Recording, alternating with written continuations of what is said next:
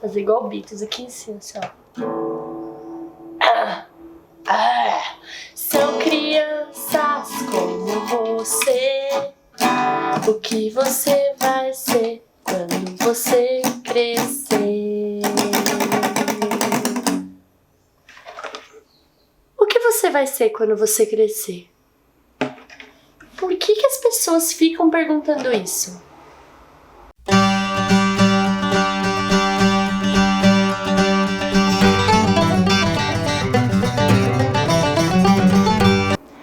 Oi gente, tudo bem? Eu espero que vocês estejam bem.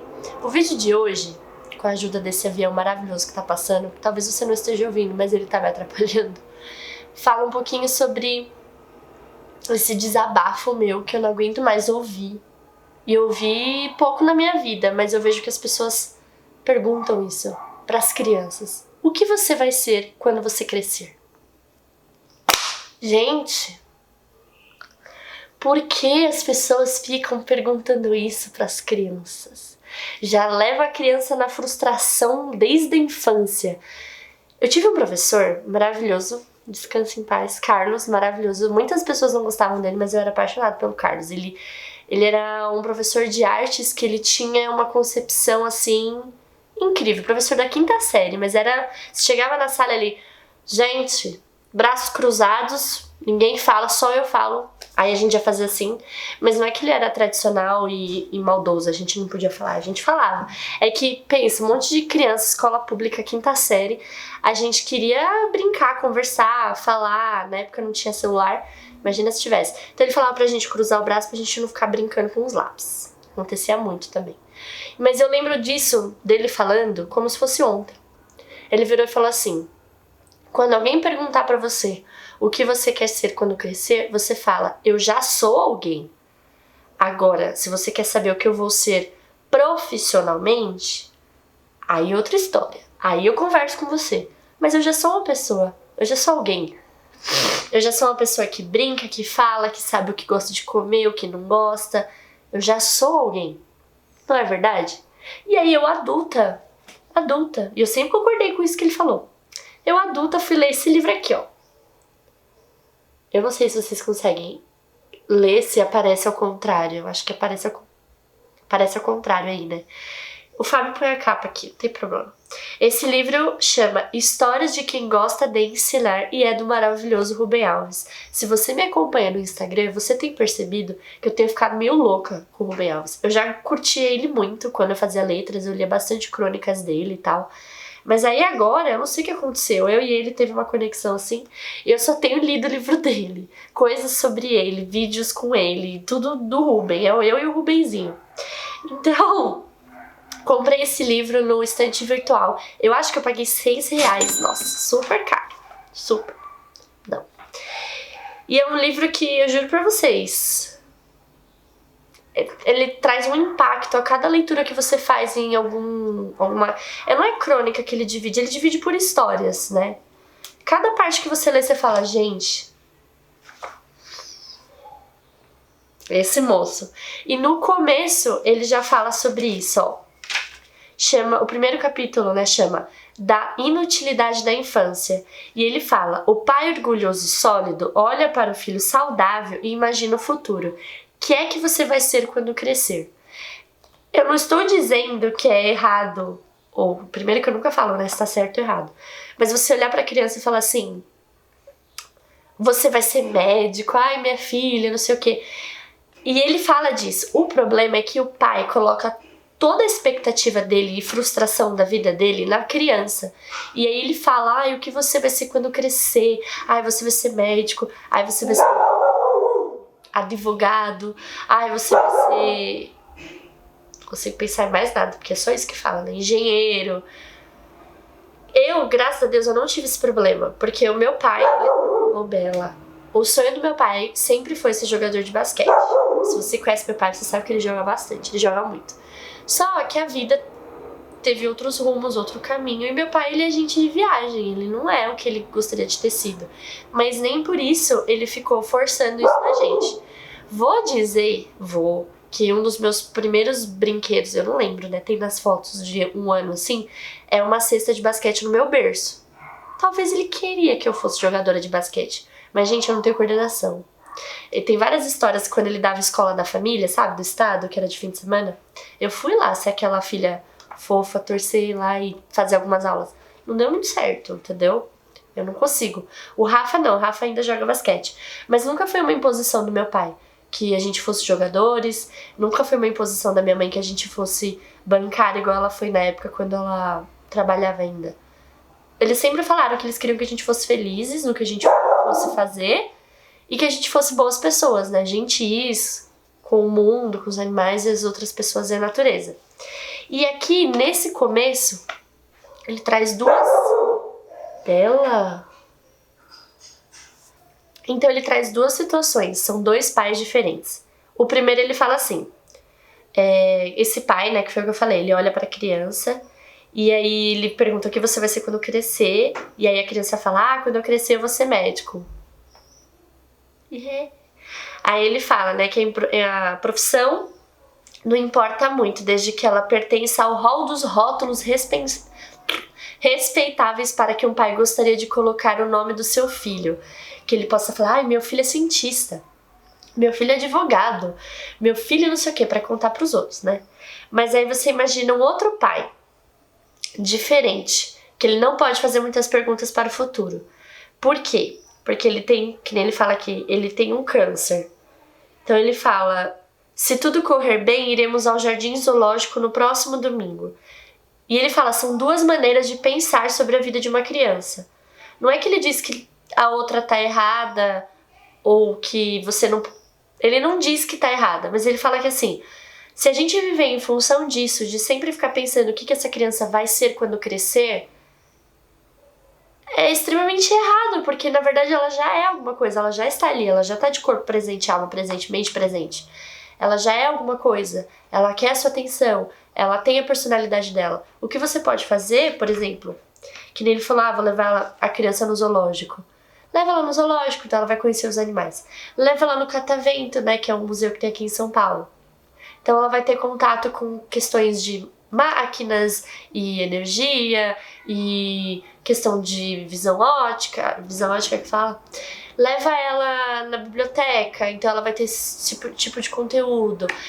Faça com que ela tenha contato com diferentes profissões, é mecânico, é o padeiro, é o cabeleireiro, enfim, para que ela vai se encontrar, que ela seja feliz. Mas esse não é o foco da vida da criança, entendeu? A vida dela é muito mais que isso. A criança, antes de ser adolescente, ser um adulto, ela tem que ser criança, ela tem que brincar, ela tem que conhecer, explorar as coisas, ela tem que descobrir o mundo, e você tem que estar ali com ela, desbravando esse mundo junto com ela, não pode deixar ela fazer as coisas sozinha, tudo sozinha. E ele fala aqui, quer ver...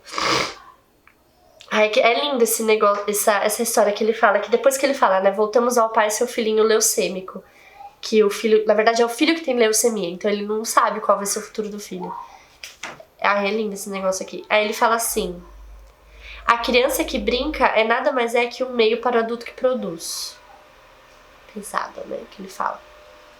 Então, entendendo essa questão do que o Rubem Alves fala, o que eu aprendi com o meu professor e o que a gente vivencia no dia, não é que você tem que esquecer o futuro profissional do seu filho, que você não vai estimular, que você não vai conversar com ele sobre isso e mostrar pessoas que tiveram carreiras incríveis, falar, por exemplo, se sua filha mostra a Maria Montessori, mostra a Malala, mostra a Simone Beauvoir, que fala? Enfim, mostra cantoras, mostra escritoras, Cecília Meirelles. Não é que você não vai mostrar isso pra ela, essa gama incrível, esse leque de profissões e pessoas que são incríveis, até você mesmo, né, e da família. Mas é que antes da criança ser alguém, ela está sendo alguém. Você tem que desenvolver outras questões com ela, entendeu? É a sensibilidade, então você apresentar o mundo da arte pra ela, da música, leva ela na pinacoteca, conhecer os quadros, conversar sobre isso, conversar sobre os sentimentos, conversar sobre as emoções, sobre não jogar lixo na rua, que eu acho que é um absurdo, que eu não consigo entender como que as pessoas jogam lixo na rua ainda. Gente, sério, eu não consigo compreender isso.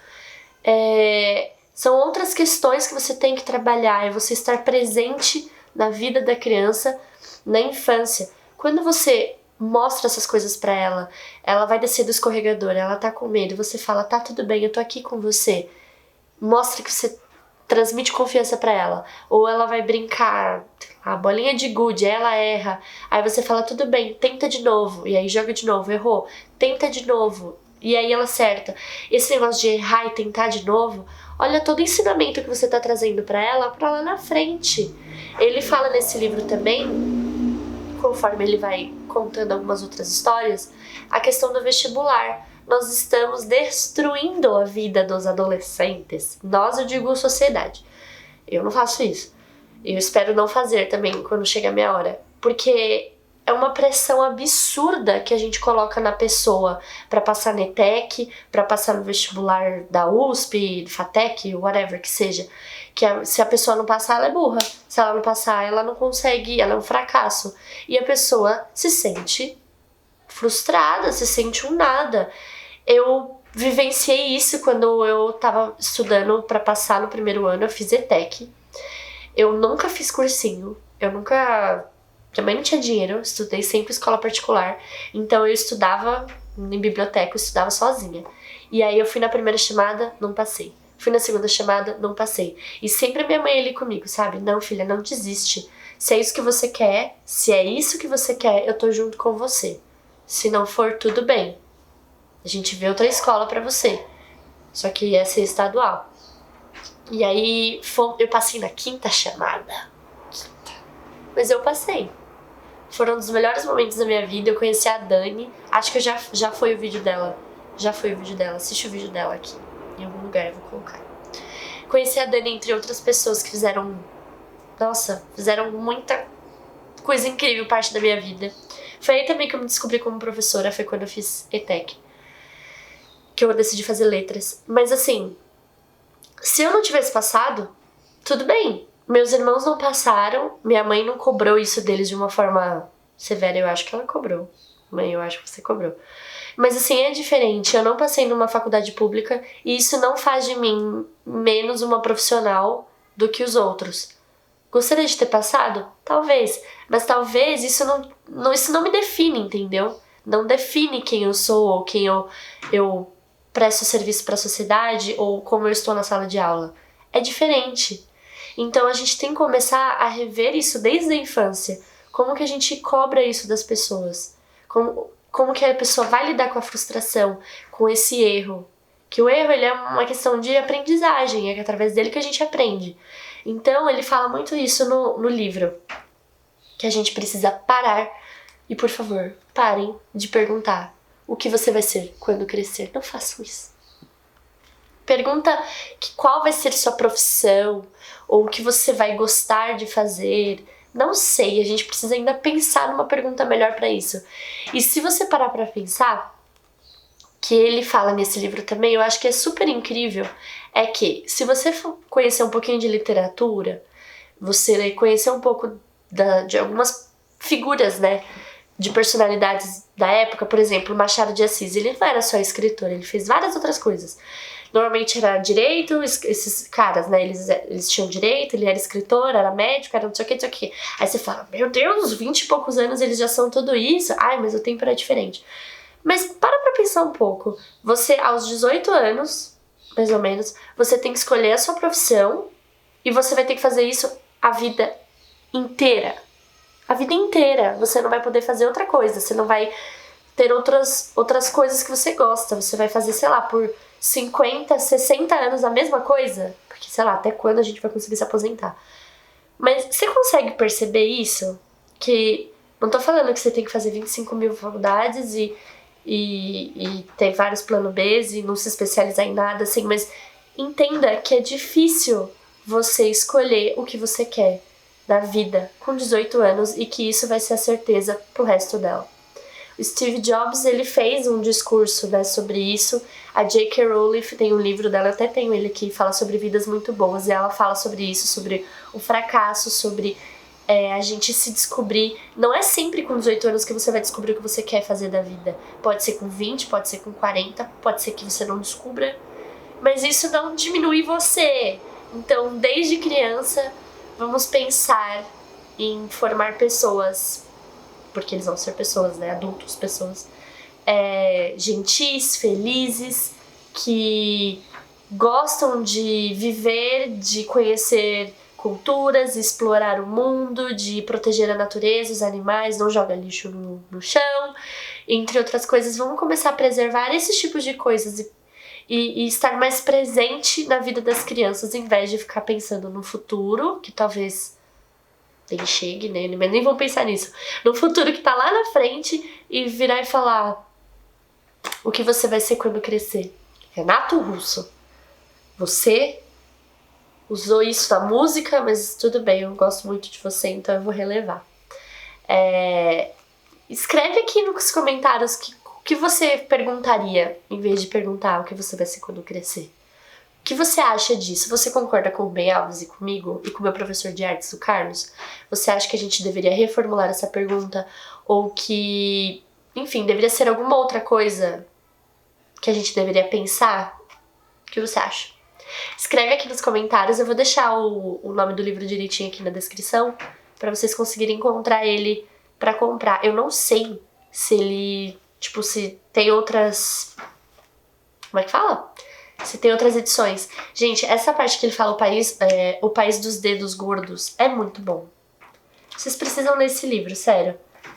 Ele é incrível. Incrível esse livro. Então é isso, espero que vocês tenham gostado. Não esqueçam de curtir esse vídeo, de se inscrever nesse canal, porque aí sempre que tiver vídeo você vai saber, você vai receber. E compartilha, tá bom? Quem sabe várias pessoas assistem e começam a se refletir, a pensar sobre isso, e a gente para de criar uma geração frustrada em passar em vestibular e tentar ser alguma coisa, sendo que as pessoas já são alguma coisa. Tá bom? É isso, gente. Tchau!